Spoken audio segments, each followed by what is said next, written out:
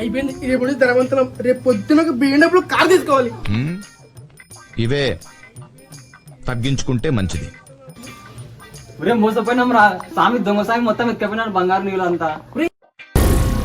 ఏం మాట్లాడుతున్నావురా? నరాలు కట్ అయిపోయింది.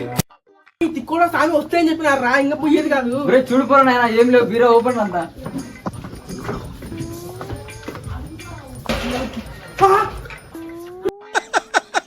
వేసేసాడు, బాగా వేసేసాడు.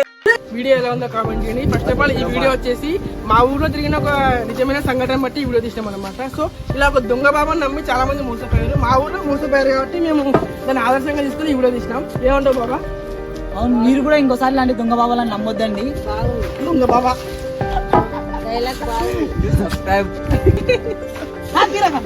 మా ఛానల్ ని సబ్స్క్రైబ్ చేసుకోండి, లైక్